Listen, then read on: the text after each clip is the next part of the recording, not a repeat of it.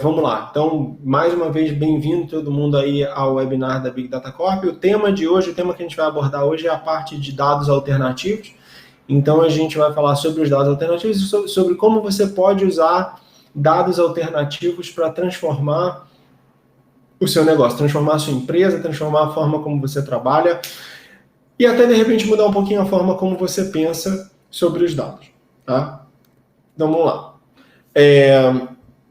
Fazer uma breve introdução sobre a empresa, né? Antes só da gente mergulhar na parte de dados alternativos. Então, a gente trabalha com dados e a gente acredita muito nessa coisa do poder dos dados e a gente acredita muito no poder dos dados alternativos. Grande parte do nosso trabalho está em trazer dados e informações alternativas para apoiar processos de tomada de decisão, processos de análise, processos de estudo de mercado e assim por diante. Isso a área de dados, e especificamente a parte de dados alternativos, é uma coisa na qual a gente está inserida há muito tempo, e isso dá para a gente uma certa expertise nesse tema. Enfim, a gente vai falar um pouquinho mais sobre isso. Mas, para passar brevemente pela empresa, a empresa foi fundada em 2013, então a gente está mais ou menos 7 anos, 7 anos e meio no mercado, um pouquinho mais de 7 anos e meio no mercado, e desde a nossa fundação a gente ocupa uma posição de liderança nesse mercado de Big Data no Brasil e na América Latina. Na verdade, quando a gente começou, ninguém praticamente falava de Big Data, né?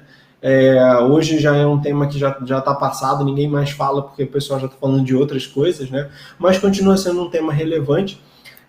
E a gente se posiciona numa área muito específica dessa coisa toda de Big Data, que é o que a gente chama da base da pirâmide do trabalho com dados, né? A gente não mexe com a parte de modelagem preditiva, a gente não mexe com o analytics, com a análise do dado, com a extração de conhecimento de dentro do dado. A gente trabalha nas camadas de captura da informação. Então, a gente opera processos massivos de captura de informação na engenharia dessa informação capturada para construir informações relevantes, que muitas vezes acabam sendo os dados alternativos, né? Construir informações relevantes para os clientes da gente poderem trabalhar. E aí a gente diz que a gente é uma empresa de tecnologia que captura e entrega os melhores dados e as melhores informações do mercado, né? A vantagem da gente fazer a captura e da gente deter, operar o próprio processo de captura é que a gente detém o controle total sobre esse processo de captura, né? Então a gente consegue garantir que todas as informações que a gente entrega são informações que vieram de origem pública e são informações que estão em conformidade com a legislação vigente, seja a LGPD aqui no Brasil, outras legislações de privacidade, ou até outros tipos de legislação que envolvam essa parte de coleta e captura de informação. Mas mais do que isso, a gente consegue garantir que a gente tem as informações mais atualizadas e as informações de mais alta qualidade no mercado, né? E aí, só para a gente finalizar essa história, né, o que a gente enxerga como os diferenciais da informação que a gente tem dentro de casa? Qualidade, obviamente, a gente trabalha muito forte a questão da qualidade, da qualificação da informação que é entregue e de como a gente faz para entregar elementos de qualificação da informação, além da informação propriamente dita. A variedade, e aí já entra um pouquinho no contexto da apresentação de hoje, que é essa questão dos dados alternativos. A gente desenvolveu, em cima da informação que é capturada, a gente desenvolve constantemente centenas, milhares de atributos diferentes, e muitos deles são informações alternativas para a gente poder levar para o mercado. Obviamente, um volume de informações capturada e processada e uma cobertura da base gigantesca, e como eu já falei, a questão da origem pública da informação. Tá? E a gente atende a todo tipo de empresa, tá? Não importa qual é o tamanho da sua empresa, não importa a área que você atua, a gente tem as informações para atender as necessidades dos clientes. Então vamos lá.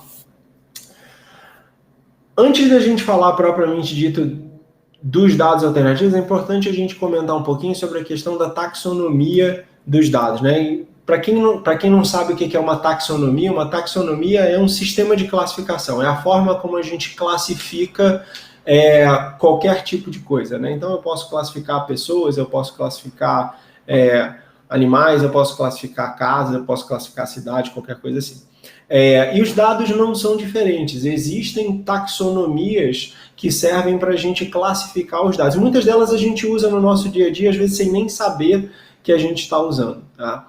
E um outro ponto importante quando a gente fala de taxonomia é que as taxonomias estão o tempo inteiro sendo atualizadas e novas taxonomias, novos eixos de classificação, principalmente de dados, estão sendo criados. Então, quando você teve a criação da LGPD, por exemplo, você teve a criação de uma nova classificação das informações, que são as informações sensíveis e as informações não sensíveis. Essa divisão, essa separação, ela não existia antes dela ser definida dentro da legislação. Então, essas taxonomias estão sempre mudando, né? E aí vamos falar um pouco de algumas delas que são relevantes no contexto que a gente está. Primeiro, obviamente, é uma taxonomia que olha para a questão de volume da estrutura da informação, né? Então, quando a gente fala de Big Data e quando a gente fala de Small Data, geralmente o Big Data é grandes volumes de informação com pouca estrutura, geram conjuntos de dados que a gente classifica como Big Data, né? E quando você tem pouco volume de informação e essa informação está muito bem estruturada, a gente classifica isso como Small Data. Então, quando a gente fala assim, eu trabalho com Big Data, ou eu mexo com Big Data, eu uso Big Data, a gente, na verdade, está falando exatamente de uma taxonomia, né? A gente está dividindo o tipo de informação que a gente trabalha dentro de uma taxonomia e está contrapondo contra um outro tipo de informação que existe, que é essa parte do Small Data, tá? Um outro tipo de taxonomia que a gente pode pensar é, ao invés de olhar para o volume ou para a estrutura, a gente olhar para quem é a entidade que está gerando a informação com a qual a gente está trabalhando. Esse é um tipo de taxonomia que o pessoal que trabalha em marketing e em publicidade usa muito, né? Principalmente publicidade digital, marketing digital usa muito. Então eles falam muito do conceito de first party, second party e third party data, né? Então, e o que é isso? Basicamente, o first party data é a informação que você mesmo gerou, você mesmo produziu para trabalhar. O second party data é a informação que você está pegando de alguém. Então, pensa na informação que você pegou do seu cliente. Você perguntou para o seu cliente aonde ele mora. Você perguntou para o seu cliente qual é a renda dele ou qualquer coisa assim. Esse é um dado que veio do seu cliente. O seu cliente é essa outra parte, né? E o third party data é a informação que vem de um terceiro. Então, se você, por exemplo, contratar um serviço de enriquecimento de dados da Big Data Corp e fizer um enriquecimento de dados da sua base, os dados da Big Data Corp são third party data. Você está comprando third party data, você está comprando informação de terceiros, né? E, de novo, essa é uma outra taxonomia, uma outra forma de dividir o tipo de informação com o qual a gente trabalha, né? E aí alguns que são mais comuns ou talvez mais conhecidos, né, até por conta da questão aí da LGPD agora, a gente fala da privacidade, né? Então, você tem uma diferença entre o que é considerado um dado público e um dado privado, e uma das coisas que a legislação, tanto a LGPD aqui no Brasil quanto outras legislações de privacidade tentaram fazer, é exatamente definir qual é essa linha que separa o dado público do dado privado, né? E de uma forma resumida, o dado ele é público quando ele está quando a própria pessoa ou o governo, ou alguma entidade autorizada por aquela pessoa colocou aquela informação num lugar onde qualquer um pode acessar, né? E ele é privado se você compartilha aquela informação, se só você tem ela, ou se você compartilha com alguém com a expectativa de que esse alguém não repasse a informação para mais ninguém. Um outro eixo de divisão da informação é da identificação, né? Então, se o dado é anônimo, se ele é um dado genérico, anônimo, que fala de um conjunto de pessoas ou de alguma outra entidade que não é uma pessoa sozinha, né? Ou se ele é identificado porque ele se refere a um indivíduo especificamente. E, finalmente, a gente chega no que a gente está comentando agora, que é exatamente a questão do dado alternativo. O dado alternativo, quando a gente fala assim, eu vou trabalhar com dados alternativos, a gente está simplesmente criando, diferenciando essa informação dentro de uma outra taxonomia. onde de um lado a gente tem dados primários e do outro lado a gente tem dados alternativos. E os dados alternativos, eles são essencialmente dados que a gente usa para uma aplicação diferente do que eles foram pensados originalmente, né? O dado primário, ele é a informação que fala diretamente do problema que a gente está tentando resolver, ou que ele é usado exatamente para o que a gente está, para o que ele se propõe a fazer. E o dado alternativo é a aplicação dessa informação, o uso dessa informação em algum outro contexto, para você resolver algum problema diferente do que você tinha imaginado originalmente. Então, quando a gente fala de dado alternativo, na verdade a gente está falando dessa taxonomia que quebra entre os dados primários e os dados alternativos.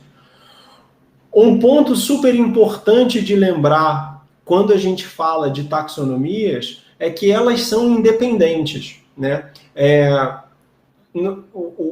Uma informação pode, um conjunto de dados, ele pode ser Big Data, ele pode ser First Party, ele pode ser Second Party, ele pode ser identificado, ele pode ser anônimo, ele pode ser público, ele pode ser privado, e ele pode ser primário, ele pode ser alternativo. Então a gente pode ter dados alternativos não identificados, públicos, First Party, e podem ser pequenos e estruturados, então são classificados como Small Data, e por aí vai, né? Qualquer combinação das diferentes taxonomias é uma combinação válida, né? Não é assim, dado alternativo é só quando a gente fala de Big Data. Não, você pode ter qualquer tipo, você pode ter dado alternativo de qualquer tipo. Do mesmo jeito, dado alternativo pode ser dado first party, né, que você mesmo gerou, ou pode ser de um terceiro que você está comprando, e ele pode ser público, e ele pode ser privado, ele pode ser identificado. Você pode estar pegando uma informação alternativa de um indivíduo específico. Você pode estar pegando uma informação alternativa anônima, né, que fala do mercado como um todo, que fala de um país, ou que fala de uma entidade que não é uma pessoa. Tá? E aí vamos falar dentro desse escopo, né, vamos falar de alguns exemplos de dados alternativos. E a gente tentou trazer aqui para a discussão exemplos que são exemplos que a gente usa no nosso dia a dia, né, inclusive muitas vezes a gente usa e a gente nem sabe que está usando, ou que a gente já viu em algum momento, mas a gente não parou para realizar que aquela informação era um dado alternativo, né? Então, quando a gente fala, por exemplo, de uma pesquisa eleitoral baseada nos tweets que as pessoas estão dando sobre os diferentes candidatos, né? Quando a gente fala de assim, eu vou tentar medir qual vai ser o resultado da eleição com base em quantos tweets positivos e negativos tem para os diferentes candidatos da eleição. A gente está falando em construir uma pesquisa eleitoral com dados alternativos. O dado primário seria o quê? O dado primário da pesquisa eleitoral é a pesquisa eleitoral tradicional. Você liga para as pessoas e fala assim, e aí, em quem que você vai votar? Né? E aí você separa uma amostra de pessoas e faz a pesquisa pelo mecanismo tradicional. Uma forma alternativa de fazer isso, né, uma forma diferente de fazer isso em vez de você ativamente perguntar para as pessoas em quem elas vão votar, ou qual é o candidato que elas apoiam, ou qual é a opinião delas de um determinado produto, ou de um determinado tema, ou o que quer que seja, é você coletar reações espontâneas que as pessoas têm, que aí a mídia social é uma das melhores formas de você coletar essas reações espontâneas, e você usar esse conteúdo das reações espontâneas que elas estão tendo para mensurar o que você está tentando, chegar no resultado que você está tentando medir, né? A gente fez um trabalho há algumas eleições atrás, por exemplo, de tentar medir o percentual de votos que o candidato ia ter em função do grau de exposição que ele tinha nas mídias online. E a gente não olhou para a mídia social, a gente, na verdade, olhou para blogs e colunas de opinião e outras coisas. Isso é um outro exemplo de informação alternativa. A gente estava tentando medir o nível de voto que um candidato ia ter, mas ao invés da gente ligar para as pessoas e perguntar para elas quantos votos em quem que elas iam votar, a gente estava tentando medir isso a partir da exposição na mídia dos diferentes candidatos, né? Então, eu acho que esse talvez seja um exemplo bem comum que a gente vê o tempo inteiro sair no jornal, o pessoal publica pesquisas desse tipo. Né? Na verdade, o que está sendo feito é exatamente a utilização de dados alternativos para medir uma opinião, para medir o sentimento das pessoas, para medir o resultado de uma eleição ou o que quer que seja. Um outro exemplo interessante de dado alternativo, e aí o pessoal que trabalha mais na parte de economia, econometria, essa coisa toda, talvez conheça um pouquinho mais, são dois índices econômicos relativamente famosos, né? Um é o índice do Big Mac, é o Big Mac Index, e o outro é o Lipstick Index. E eles são basicamente indicadores econômicos, indicadores macroeconômicos alternativos. Né? Então, só para explicar um pouquinho para quem não conhece, né? O que é o Big Mac Index? A ideia do Big Mac Index é assim, o Big Mac ele é um produto relativamente complicado, né? Ele tem o pão, tem a carne, tem a alface, tem a cebola, tem o molho especial, enfim, tem as coisas todas que vão dentro de um Big Mac, né? Mas ele é produzido de uma forma padronizada, são os mesmos ingredientes em todos os lugares do mundo. Então, se a gente avaliar quanto que custa um Big Mac nos diferentes lugares do mundo, dado as diferenças entre o valor da moeda, esse preço deveria ser mais ou menos igual em todos os lugares do mundo. E se um Big Mac custa, sei lá, R$10 no Brasil e não custa o preço equivalente e custa mais caro do que isso se a gente for nos Estados Unidos e comprar o Big Mac em dólar e fizer a conversão da moeda, na verdade isso indica que a moeda aqui no Brasil está subvalorizada, né? Quer dizer, o Big Mac deveria ser mais caro ou deveria ser mais barato, enfim, depende do que você medir, né? Mas ele deveria ser mais caro, deveria ser mais barato, e, portanto, você pode concluir que a moeda está sobrevalorizada ou a moeda está subvalorizada, porque, teoricamente, os custos de produção e tudo que chega até a formação de preço daquele produto deveria ser mais ou menos igual. Então, esse é o conceito por trás do índice do Big Mac, né? No final, ele é o quê? Ele é um indicador alternativo para você medir volatilidade cambial, para você medir a valorização ou desvalorização de uma moeda, para você medir diferenças entre as economias de países, né? A ideia é você usar um número que não sejam os números oficiais e que não sejam os indicadores tradicionais que a gente tem, para tentar medir isso de uma forma ter uma medida mais rápida e, de certa forma, mais ali no dia a dia, né? Porque no final das contas o preço do Big Mac o McDonald's ajusta a hora que ele quiser.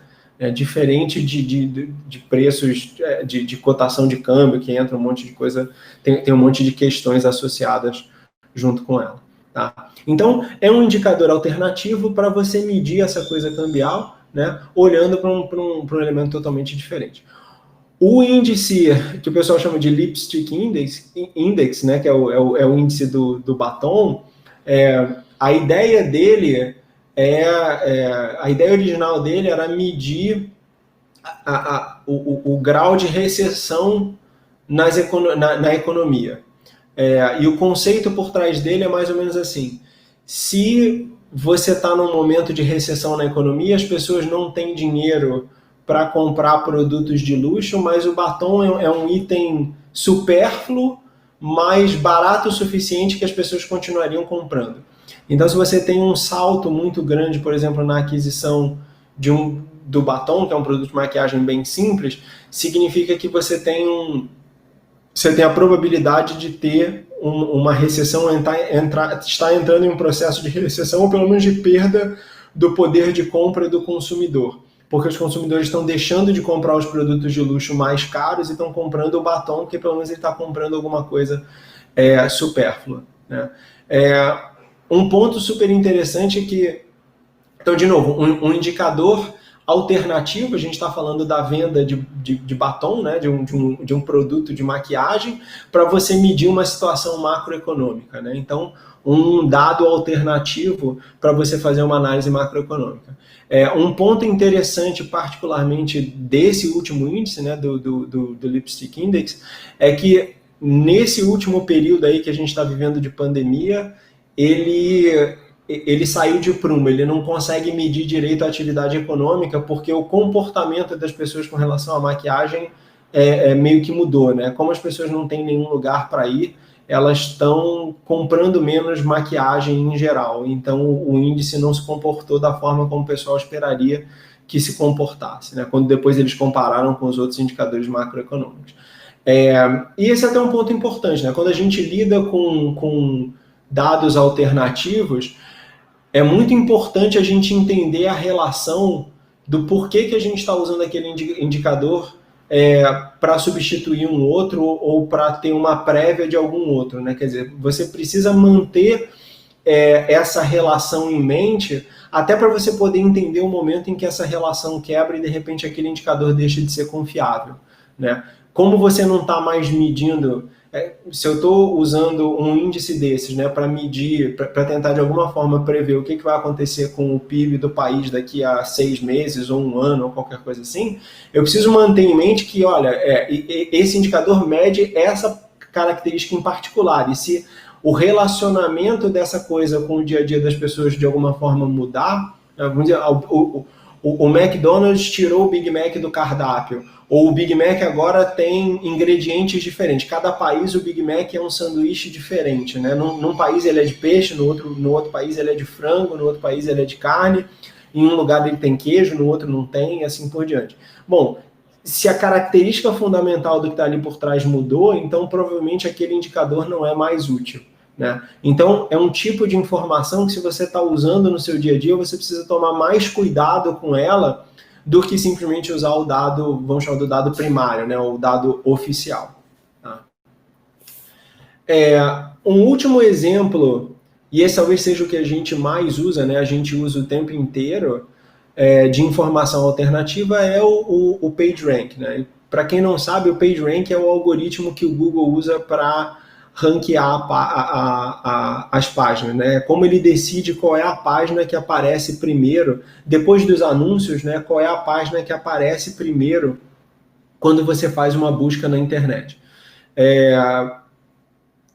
Esse algoritmo já passou por 300 revisões, enfim, tem como exatamente ele funciona é um segredo industrial do Google, né? Eles não abrem para ninguém, mas conceitualmente como é que funciona o PageRank, né? Como é que o Google classifica uma página e coloca uma página na frente? Ele basicamente vai olhar para a qualidade do conteúdo que está lá dentro, então quantas vezes a palavra que o cara está procurando aparece dentro da página que você tem, né? E o quão relevante é aquilo frente a todo o universo de páginas que existem, mas ele vai olhar também para as outras páginas que apontam para você falando aquele termo e as outras páginas que você aponta quando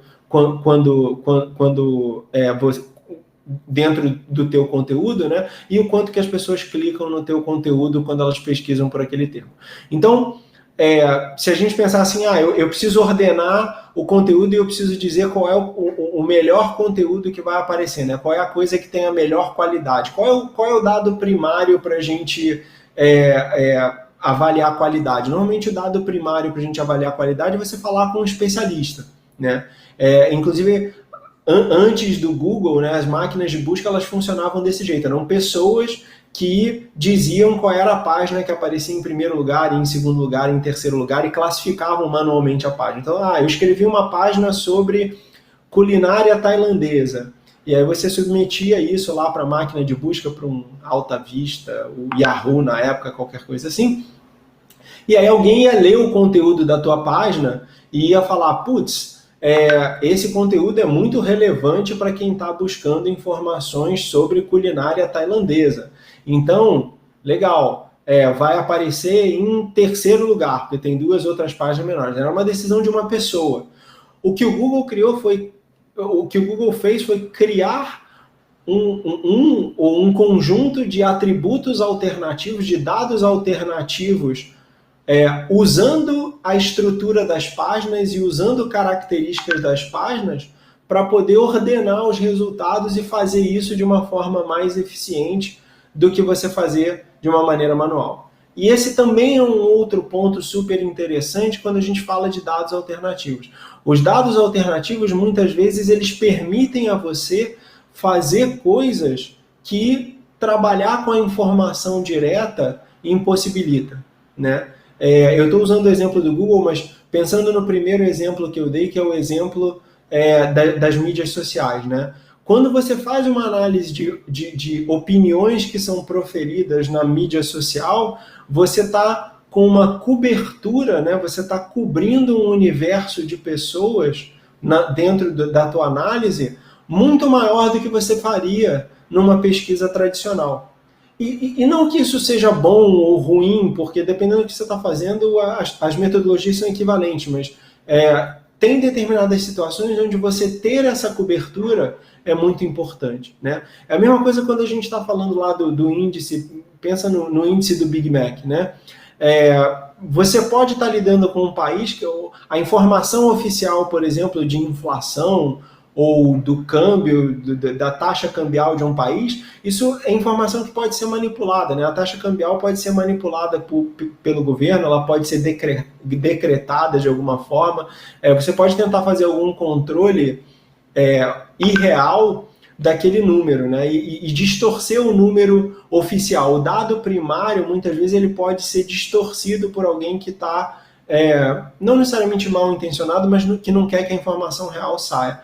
O dado alternativo, por você estar usando informações que muitas vezes vêm de muitas fontes e capturam vários aspectos diferentes da situação, é muito mais difícil de ser manipulado, né? Muito mais dá para você ter uma cobertura maior e uma segurança maior na utilização deles, por mais que você tenha que prestar atenção nesses pontos todos que a gente está falando. Tá? Então tá, legal, beleza. Putz, dados alternativos, legal, demos alguns exemplos, falamos do que é, de como funciona, bacana.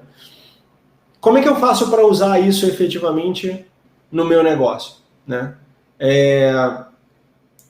E aí tem dois lados para isso, né? O primeiro tem a parte das aplicações, e a gente vai falar um pouquinho mais na frente das aplicações específicas dos dados alternativos, como você pode usar os dados alternativos no seu dia a dia de negócio, mas a gente acha importante falar também sobre como você pode criar dados alternativos. Porque muitas vezes você já tem informações dentro da sua empresa, ou você já compra de terceiros informações que você pode usar e transformar elas em dados alternativos e a partir daí fazer muitas das aplicações que a gente vai falar depois. Tá? Então a gente acha importante falar um pouquinho sobre como você faz para criar esses dados alternativos a partir das informações que você muitas vezes já tem dentro de casa, né?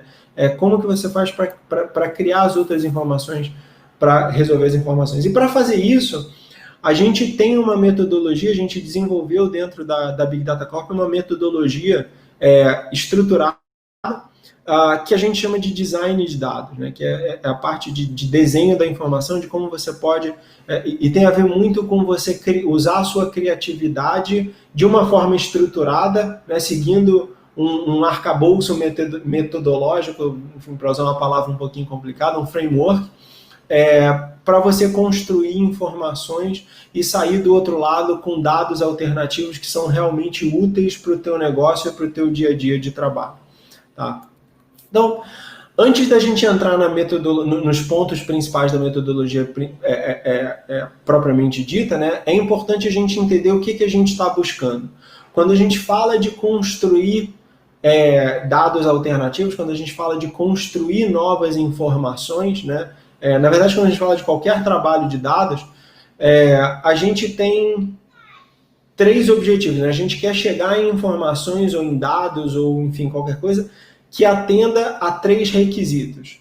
O primeiro ponto é que tem que ser alguma coisa nova, e novo não quer dizer que assim, nunca existiu antes, simplesmente é que você está capturando alguma faceta do comportamento que não é totalmente exprimida, explicada pelos dados tradicionais, né? Quer dizer, no final, você está aumentando a cobertura ou você está aumentando a robustez do teu processo de análise usando aquela informação. Ela é descorrelacionada com a informação primária que você está trabalhando, né?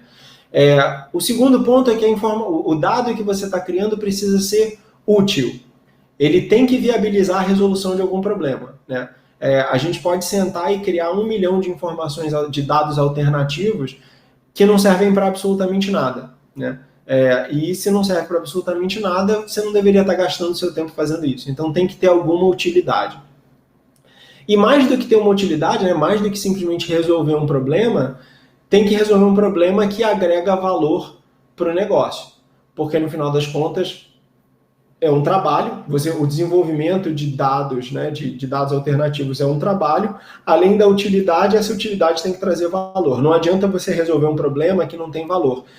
E não adianta você resolver um problema tendo um custo mais alto do que o valor que você recebe por resolver aquele problema, né? Aquela velha história, se você gasta mais tempo, ou enfim, gasta mais dinheiro para rodar vamos pegar uma brincadeira aqui, prevenção à fraude. Se você gasta mais dinheiro para rodar um modelo de prevenção à fraude, para analisar a transação para dizer que é uma fraude ou não é, do que você tomaria de fraude se deixasse a transação passar, é melhor deixar todas as transações passar, né? Você não precisa fazer nenhum tipo de análise. Isso vale para tudo que a gente faz, né? Para tudo que a gente faz, a gente tem que pensar na utilidade e no valor agregado para o negócio. E com os dados alternativos não é diferente. E é importante ressaltar isso porque muitas vezes o processo de construção ou de cálculo ou de manutenção desses dados alternativos ele pode efetivamente ser caro, né? Ele pode implicar num custo significativo para a empresa. Então a gente precisa avaliar essas coisas de uma maneira conjunta, tá? E a gente precisa enxergar a utilidade e medir a utilidade versus o valor. Então vamos lá, a gente vai falar de 3 princípios básicos que a gente usa dentro do design de dados para a criação de informações alternativas. Tá?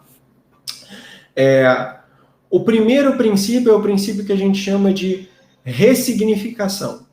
E a ressignificação é, como o próprio nome fala, uma mudança de significado da informação que a gente está trabalhando, né? Então a ideia é assim, a partir de um determinado ponto de informação, eu vou desenvolver um outro que transforma o significado daquele ponto e, de alguma forma, captura algum comportamento escondido dentro, dentro do universo, dentro do problema que a gente está tentando resolver, né? E um ponto importante, vocês vão ver que os conceitos são relativamente parecidos, ou são similares, né? Mas um ponto importante da ressignificação é que a gente está falando de, a partir de um determinado atributo, construir um outro, né?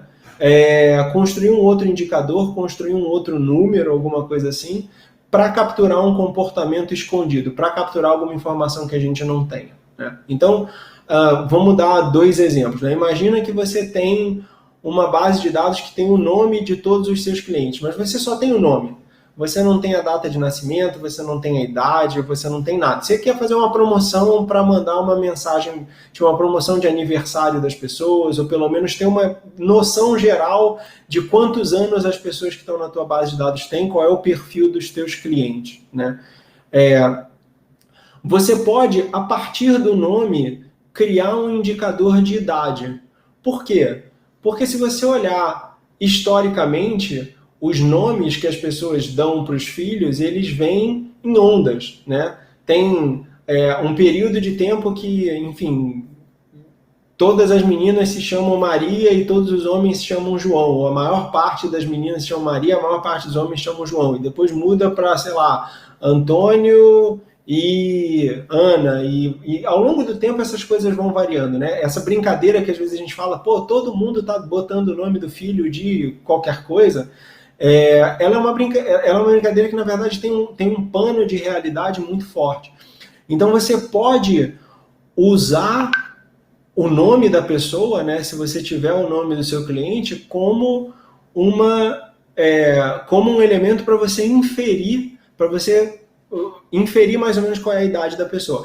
Você vai saber exatamente quantos anos a pessoa tem e quando ela nasceu? Não. Mas a gente está partindo do pressuposto de que você não tem absolutamente nenhuma informação de idade, né? Então você pode fazer alguma inferência e começar a entender o perfil do seu público a partir da informação de nome.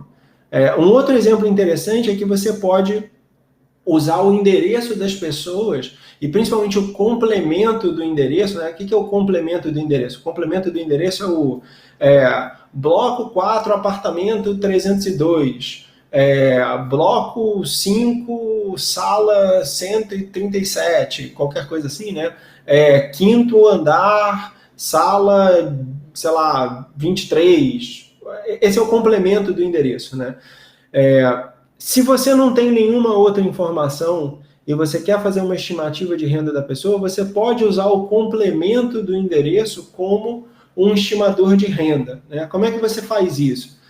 Teoricamente, quanto mais alto você está num prédio, mais caro é, por exemplo, o apartamento. Então, se você sabe que a pessoa mora num prédio e o complemento fala que ela mora na cobertura, ou que ela mora no 15º, 16º, 22º andar, o que quer que seja, você sabe que ela está morando num andar mais alto. Esses apartamentos geralmente são mais caros. Seja para você comprar ou para você alugar, o valor normalmente é maior.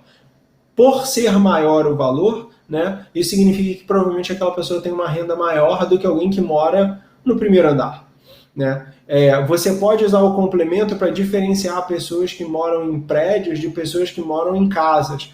Você pode usar, enfim, você pode, no caso das empresas, por exemplo, você pode usar o complemento para entender se a empresa tem um prédio próprio inteiro e ela está sediada num prédio como um todo, ou se ela está num prédio de escritório, e aquele prédio de escritório é compartilhado com várias outras empresas. Então, renda, faturamento, tamanho de empresa, esse tipo de coisa pode ser inferido a partir do complemento do endereço. E, de novo, é perfeito? Não, não é perfeito, mas a gente está partindo do princípio que você não tem nenhuma outra informação, né? E você pode criar esses atributos, esses dados alternativos a partir dos atributos que você tem, ressignificando eles.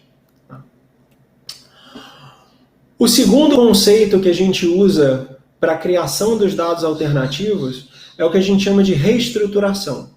E a reestruturação, de novo, ela fala da criação de novos atributos, mas é a criação de novos atributos não para você trocar o significado, mas sim você mudar a estrutura ou a composição da informação que você está trabalhando, né? E aí, dois exemplos interessantes que a gente, inclusive, usa muito no nosso dia a dia de trabalho.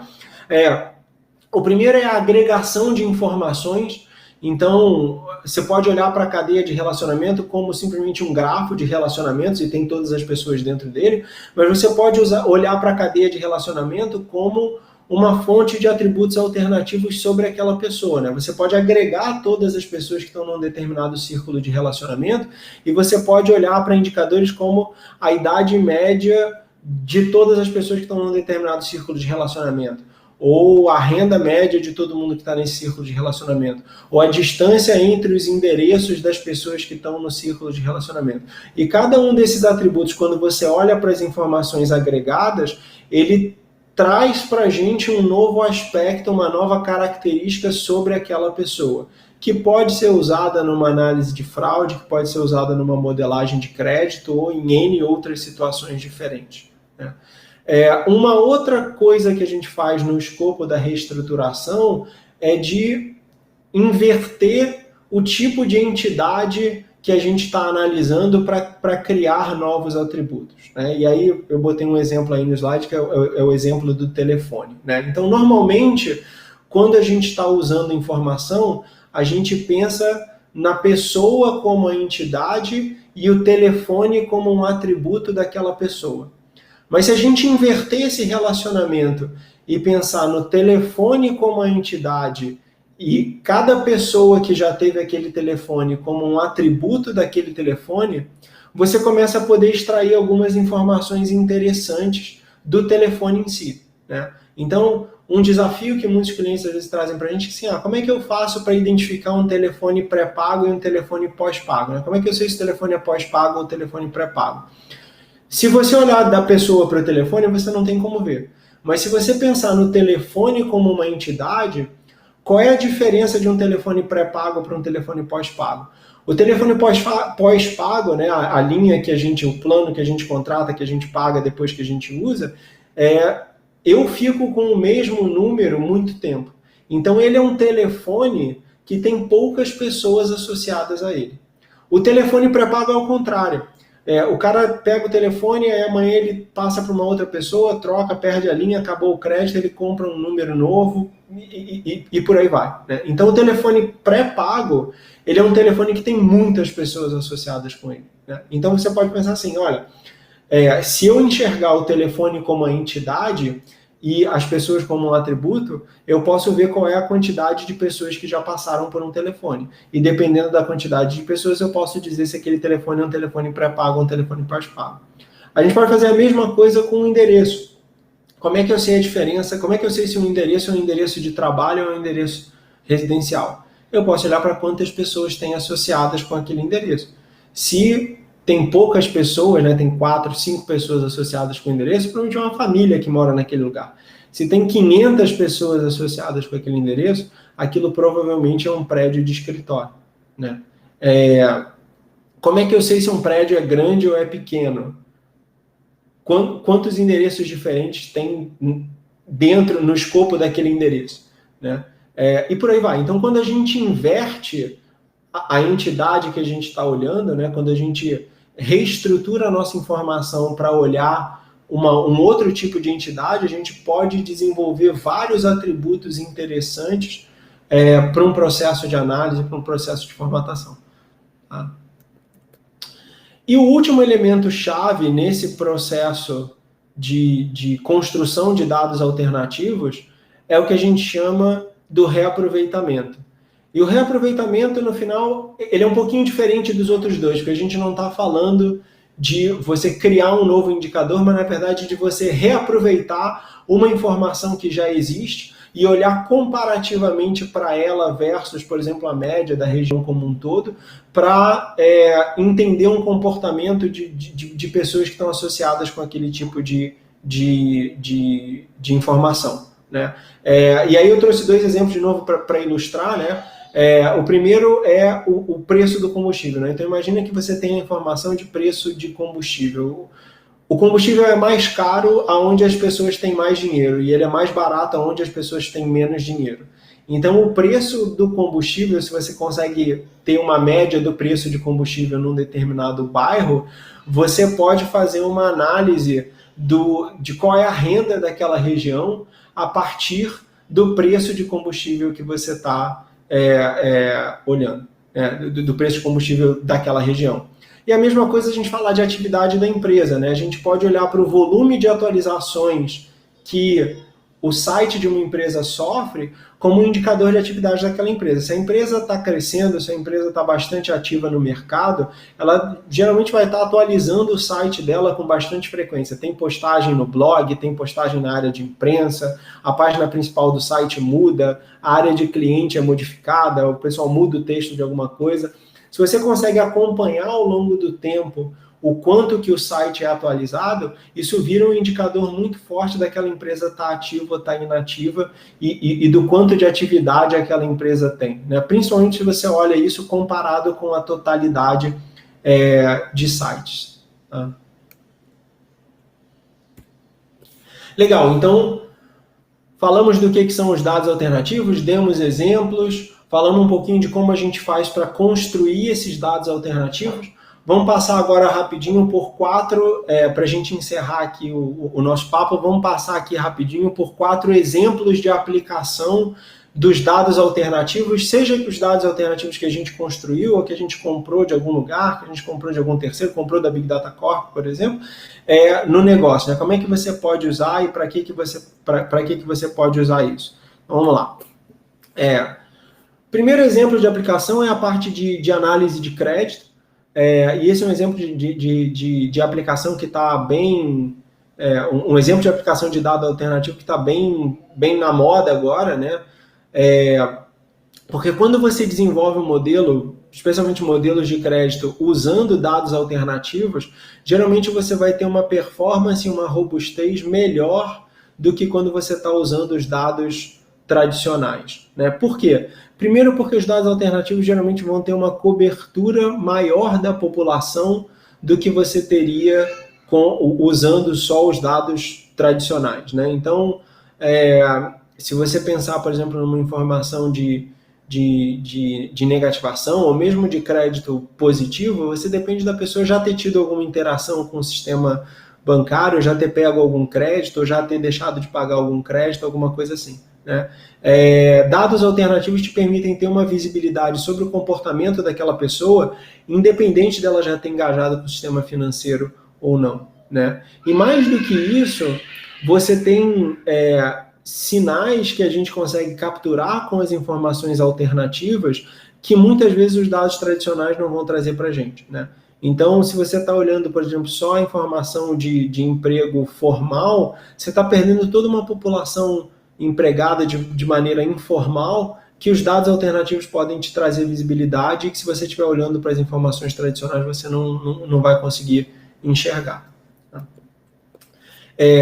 Uma segunda aplicação é naturalmente a parte de prevenção à fraude, ela anda meio que de mãos dadas com o trabalho de análise de crédito, né? Mas o dado alternativo te permite identificar características e te permite identificar situações e comportamentos que são mais difíceis de um fraudador esconder, né?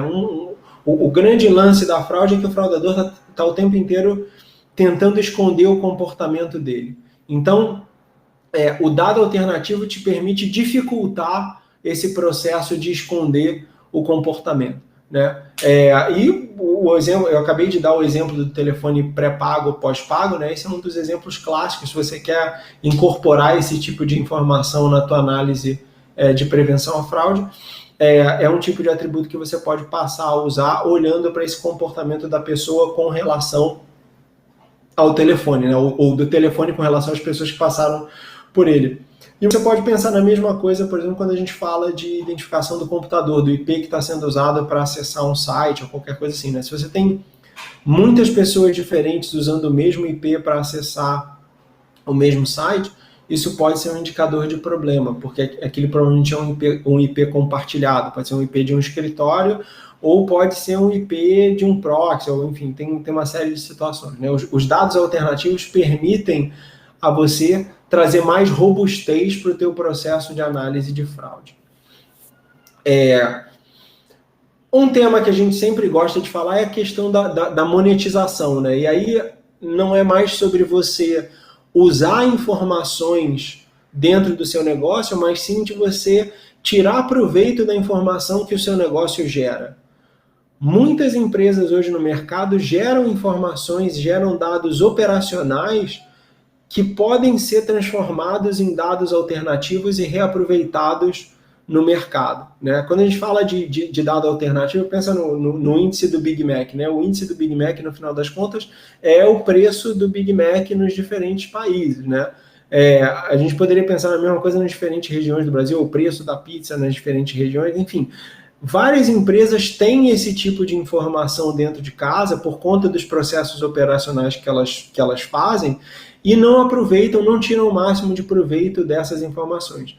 E aí eu acho legal comentar, né? A gente na Big Data Corp, a gente lançou recentemente um programa de parceria, que a gente chama de parceria de dados, que é exatamente para ajudar as empresas a fazer a monetização dessas informações alternativas que elas coletam por conta dos dados operacionais que elas geram, mas que muitas vezes elas não sabem como levar para o mercado. Então, a gente pode ajudar as empresas a fazer esse processo de monetização de dados.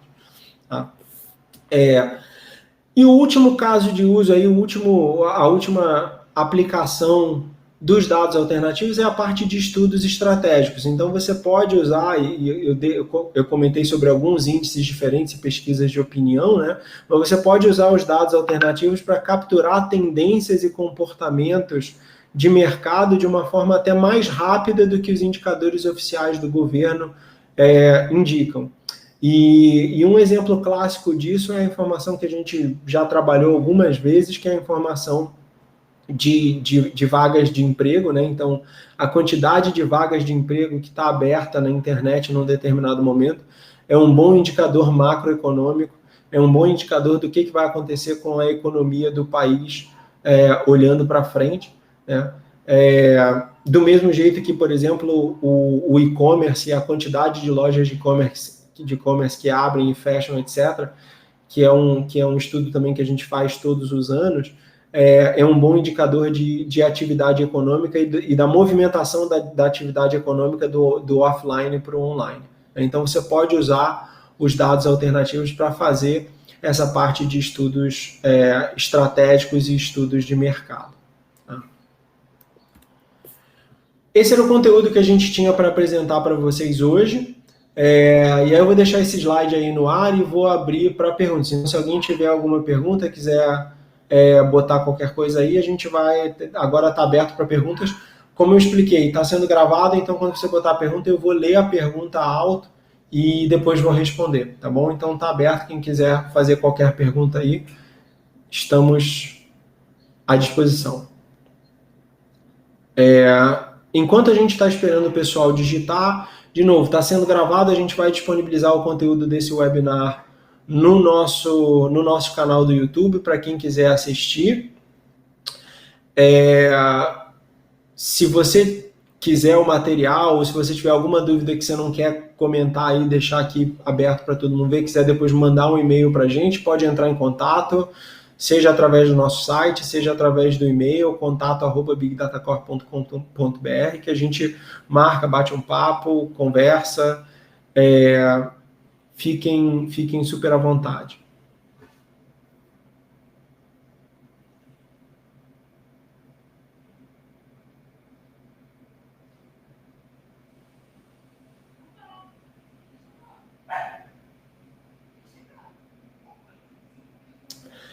Então, tem uma pergunta aqui, como funciona o processo, como é a ajuda na monetização de dados, né? Então, vou dar uma explicação rápida e, enfim, depois a gente pode entrar em mais detalhes. Basicamente, a gente lançou um programa de parceria, que a gente chama de parceria de dados, onde a gente ajuda os parceiros a disponibilizarem as informações que eles têm dentro da nossa plataforma para os nossos clientes, né? E isso traz duas vantagens. Primeiro, a gente monetiza a informação, porque uma vez que o cliente começa a usar os dados, ele vai pagar e a gente divide a receita desses dados com o parceiro que entregou a informação originalmente. E segundo, traz uma exposição de marca para o parceiro, porque dentro da nossa documentação e dentro do nosso material que é enviado para todos os clientes, a gente vai colocar o nome do parceiro, a gente vai dizer exatamente de onde está vindo a informação, quem é que fornece, quem é que construiu aquele dado, essa coisa toda. Então, é um processo bem interessante. Se você mandar um e-mail para o e-mail de parceria, parcerias@bigdatacorp.com.br, ou entrar em contato pelo nosso e-mail de contato tradicional, pelo site, qualquer coisa, a gente retorna o contato e marca uma conversa para falar em mais detalhes sobre essa parte de parceria.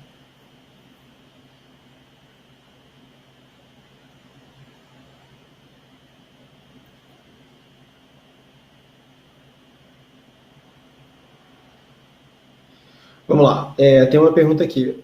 Eu comentei que a Big Data Corp não se envolve em modelos preditivos e data analytics, apenas na parte de extração e processamento dos dados.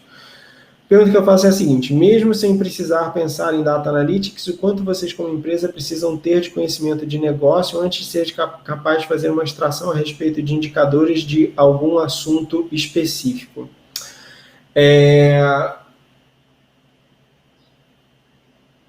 Vou usar uma metáfora da medicina, né? Na medicina o pessoal fala da diferença entre o rifle e a espingarda, né?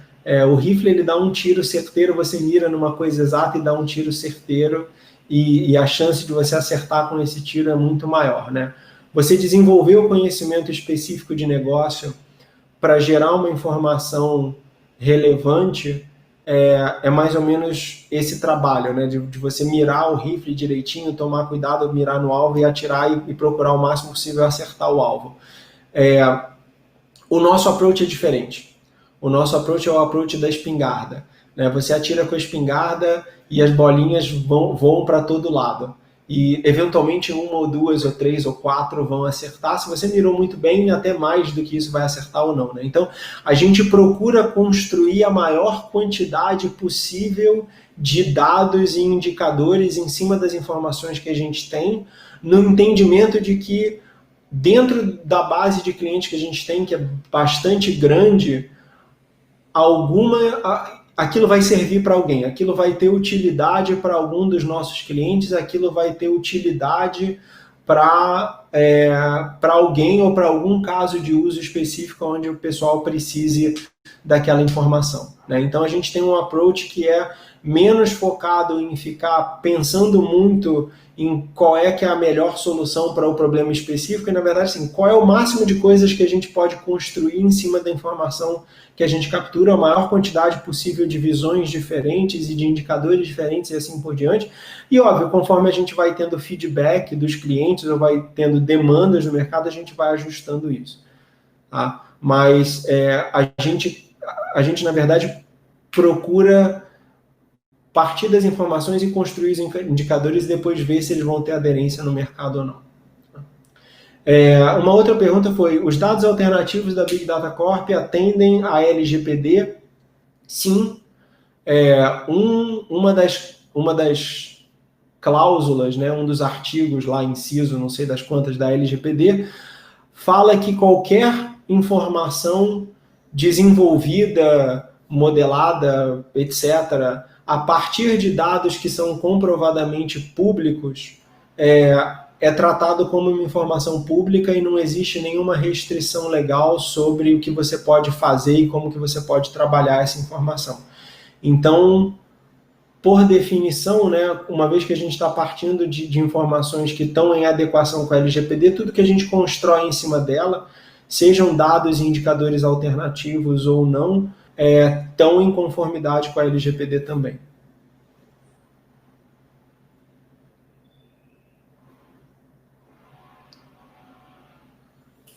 Mais alguém?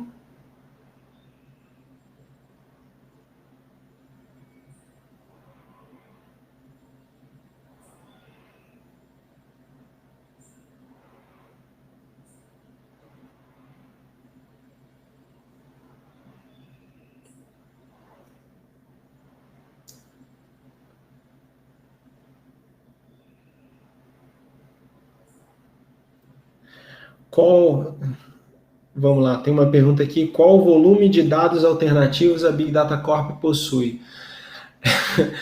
Olha, se a gente for olhar para o nosso catálogo de informações, né, e a documentação que tem o catálogo de informações da gente é pública, né, então qualquer um pode acessar. Se você procurar no Google, você vai achar. Mas enfim, vamos lá. Se você olhar dentro do nosso catálogo, alguma coisa entre 60% e 70% das informações que a gente disponibiliza hoje podem ser consideradas dados alternativos. São dados alternativos que foram construídos seguindo um dos princípios, um dos preceitos que eu comentei durante a apresentação. Tá? Então, 60% a 70% do que a gente faz. E aí, isso vale para pessoas, vale para empresas, vale para tudo. Tá? Tem uma outra pergunta aqui: se tem alguma previsão de lançamento de novos dados alternativos e de disponibilização deles via API. Tem, na verdade, a gente tem um roadmap gigante de lançamentos, a gente está praticamente toda semana lançando coisas novas e disponibilizando essas coisas novas dentro da API. Uma vez por mês a gente manda para todo mundo uma newsletter falando das principais novidades, nem sempre dá para falar de todas, então a gente procura falar das principais, das mais relevantes, e a gente está o tempo inteiro atualizando a documentação do produto também com as informações que estão disponíveis lá dentro. Então, se você tiver alguma... E aí, assim, se você tiver alguma dúvida, alguma curiosidade, ou se você achar que tem alguma informação que você não está encontrando, mas que você acha que provavelmente a gente tem, ou você acha que seria interessante a gente ter, entre em contato com a gente. Se a gente não tiver, a gente desenvolve, não tem problema nenhum. A gente monta a parte de captura ou a gente constrói o processo para desenvolver aquela informação. Tá? Acabou de dar 4 horas, então o nosso tempo aqui encerrou. Eu não sei se alguém tinha mais alguma pergunta. Se alguém tem alguma pergunta, não deu para a gente responder agora, fique à vontade para colocar as perguntas no comentário do vídeo que vai estar disponível no YouTube, ou entre em contato com a gente. O nosso e-mail, contato@bigdatacorp.com.br, ou você pode entrar no site, preencher o formulário de contato, que a gente fala com você. Tá bom? Gente, obrigado aí pela participação, pela atenção de todos. Foi um prazer estar aqui e até a próxima.